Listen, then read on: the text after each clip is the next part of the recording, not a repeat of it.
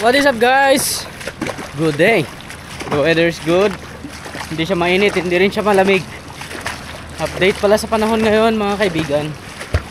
May bagyo dito na tatama sa northern part of Luzon. Kabilang na dito yung Santa Ana, Cagayan. Na kung nasaan tayo ngayon. At sana maganda yung kagatan ngayon kasi inaasahan ko. Diba, katulad ng mga langgam, mga ibon. Pag dumarating yung sakuna, total wala naman silang GPS o kaya weather updates, ay mahalata natin parang nagkukumpulan sila o kaya naggagather na sila ng pagkain. Siguro ganun din yung isda mga katuks, sa palagay ko lang. So bakit hindi, diba? Alangan na magugutom ka.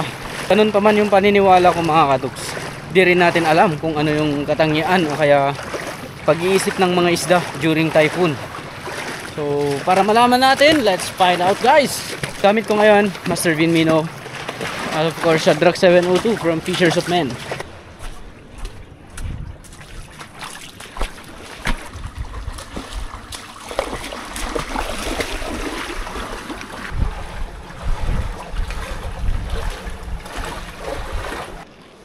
Spring.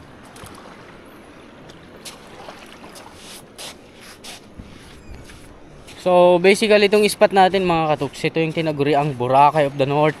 Ewan ko kung bakit, siguro dahil dito sa may white sand niya na napakahaba. So hanggang sa dulo niyan, yung white sand na to, dun yung lalakarin natin at pupuntahan natin na spot ngayong araw.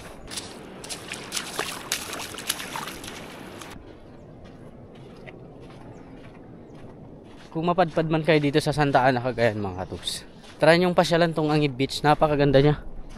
Ayan o. So maayos yung pagkalagay ng mga cottages. Tapos yan, hindi siya crowded.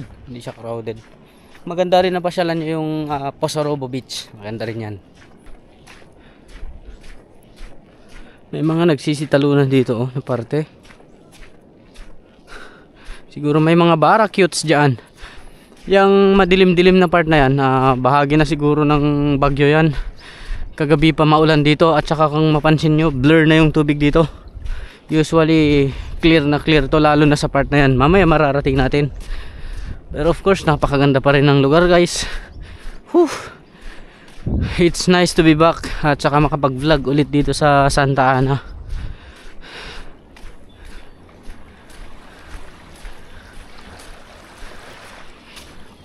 Hello po, taga saan kayo? Dito kayong Santa Ana, wait lang. Sige. Epic, taga rito lang din pala mga katuks. Kala ko dayuhan eh. Pakitaan sana natin ng hagis.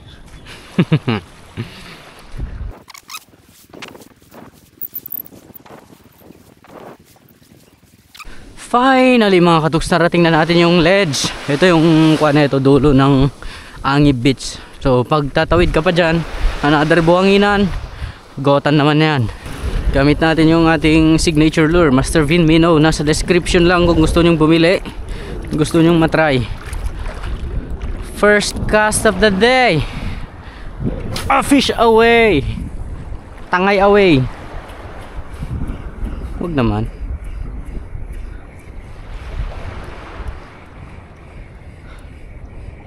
So hindi ko naman ina-expect na makahuli tayo sa first cast guys. Kaya okay lang yan. Okay, para mabasa lang yung line natin. Excuse. Ayan mga katuks, proceed tayo dito sa part na to. Unang cast pag wala, lipat agad. Okay, second cast of the day. Strike. That's a fucking strike, man. Sabi ko na sa inyo, first cast lang talaga na wala akong nararamdaman. Pero sa second cast guys, meron na. Balo yun. Balo. Needlefish. Long tom. Third cast of the day.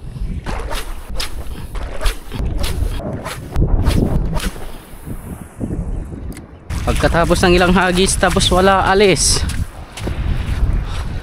Proceed tayo sa spot na yan, oh. Of Hopefully matsambahan natin yung mga trevalis niya dyan. May trevalis ngayon eh. Naaamoy ko yung lansa ng talakitok mga katuks. Nagbabadyang ulan guys. Ang lakas-lakas ng kulog niya. Hopefully walang kidlat, or else mapapauwi tayo na wala sa oras. Dediretsuin ko na yung spot na kung saan gusto kong maghagis talaga. Medyo malayo-layo pang daanan to, pero that's fine. Sabi ko nga, it's part of an adventure, it's part of a trip. So sana makabalik tayo before magdilim, no? Kasi alas 3 na guys, double time. Let's go. Maambon-ambon na mga kaibigan. Sa wakas narating na rin natin yung spot na gusto natin marating. So dito sa part na to may butas dyan na malalim. Sana mapaabutan natin ng bato, kaya malapitan natin. Tingin ko okay naman lumapit siguro. Subukan natin. Andito na tayo. Saglitan lang to kung walang kakagat guys. Talagang uwian ako. Pero kung may kakagat talagang meron isda. Sabihin natin meron isda.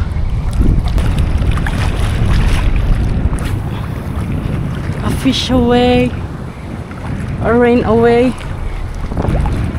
Come on. Dali no. Needlefish. Come on boy.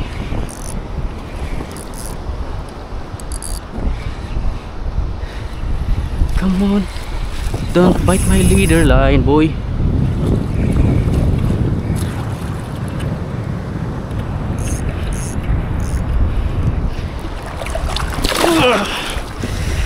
Dangerous fish guys.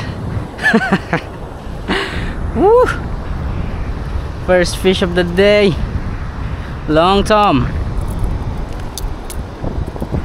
Patola, patola.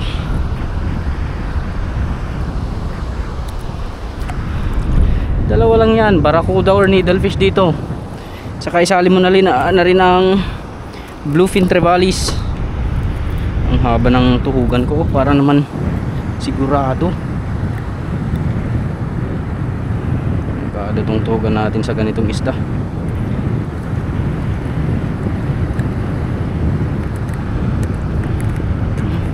Open your mouth boy. Nagmamadali ako. Aray! Aray! Kaya pa niyang kumagat. Natanggal pa yata. Aray! Gagi!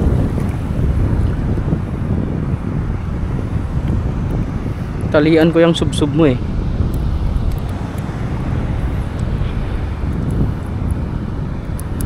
Muntikan na si Junjun.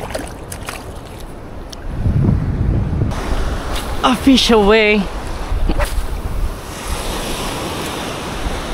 Start na natin pumagilid mga katuks.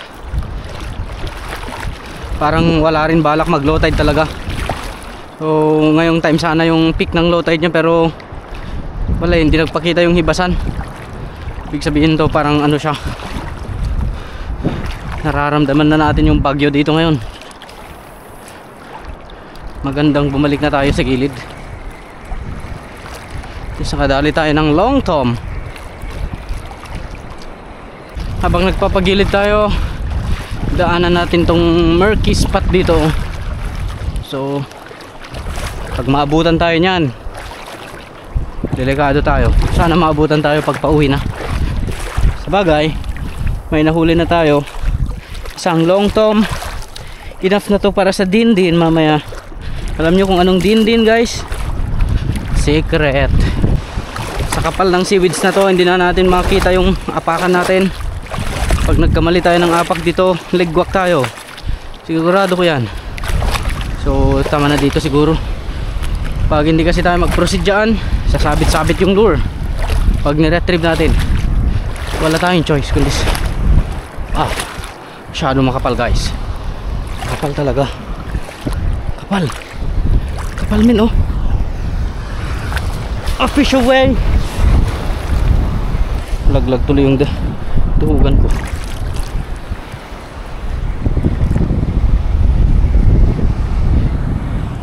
Dali, dali. Dali, dali, dali. Uy, natanggal. What is that, man?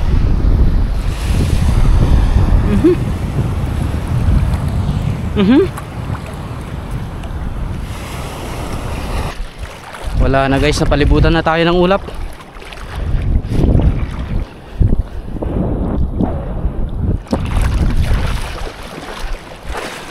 Hindi ko naman pwedeng bilisan maglakad dito kasi hanggang tuhod to, hanggang bewang yung ibang spot eh.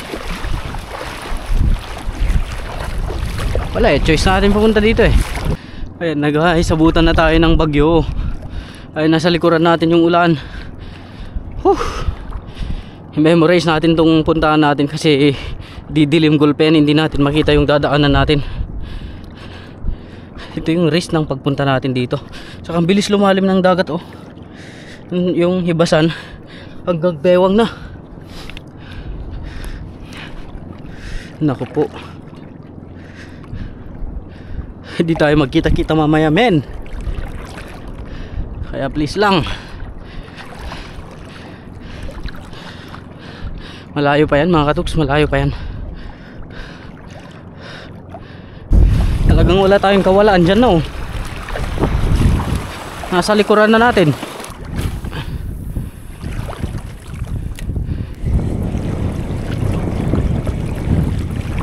Ayan na nga. Ayan na nga. Ayan na. Ayan na.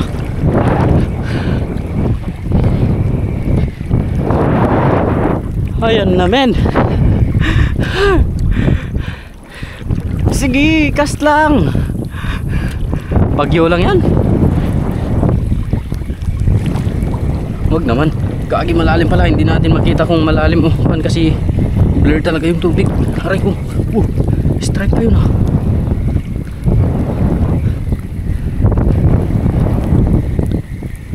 Kagatin nyo ng maayos.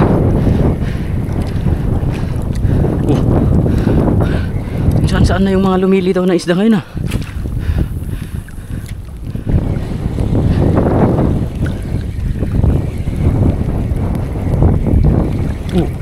Kita nyo yan guys. Kita nyo yan.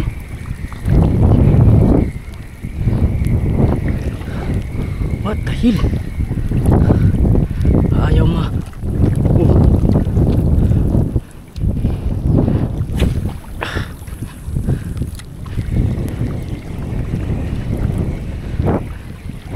Ulan na talaga mga katups. Uy, strike, strike. Dali, dali guys. Uy, kanuping yata to. Paano ako titigil men eh. Ayan na. Kanuping or barracuds. Trebali ay kanuping.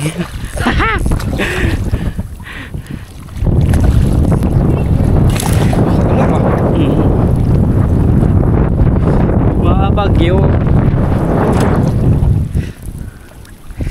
Aray.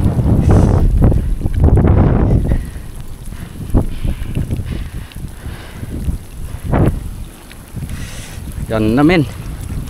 Ito na yung trail. Haha.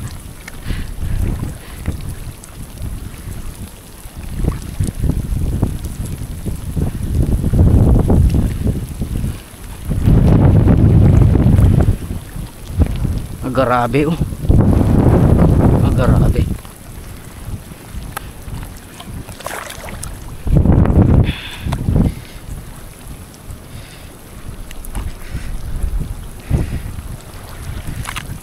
Aray. Aray ko. Aray ko. Aray ko.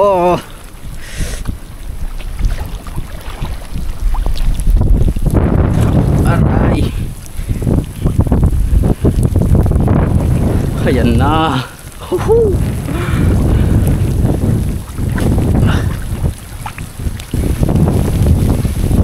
Atras na tayo. Sibat na. Delikado na to. Tingnan nyo nga oh. Aray ko. Oh yeah. Oh yeah. Balik na tayo sa gilid. Woohoo. Man,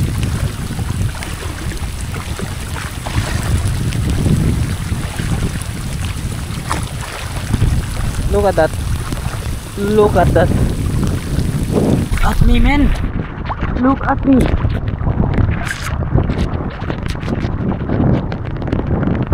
Look at that. Woo.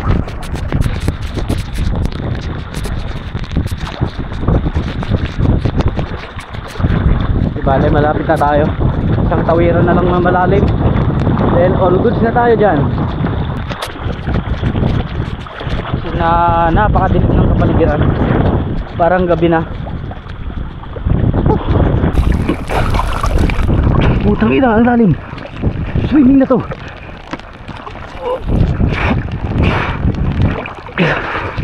Ang lalim. The fuck? The fuck?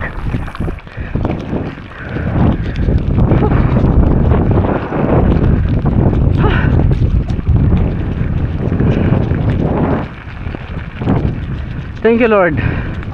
Nasa gilid na mga katuks. Oh, may sandbar din kami dito. Oh, sandbar.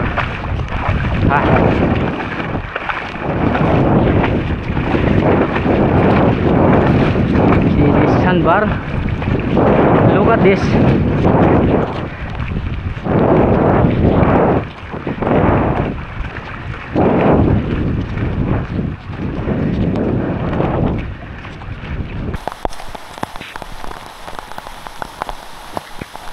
Ang sarap sa pakiramdam. Ang sarap marinig yung mga tumatama sa mga dahon ng kahoy na patak ng ulan mga katiks.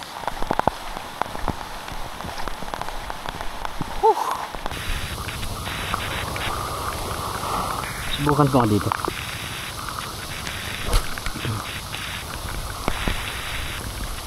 Guys, kita nyo yan, oh. Isda yan. Yung mga yan, yung black na yan. Tingnan nyo guys, isda yan. Isda to mga katuks.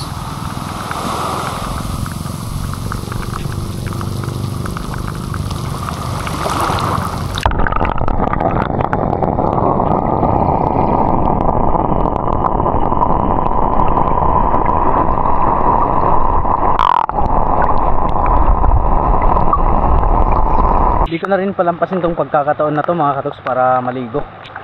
At mas lalo natin malapitan itong mga nagsawan dito na maliliit na isda, catfish guys. So, ayan.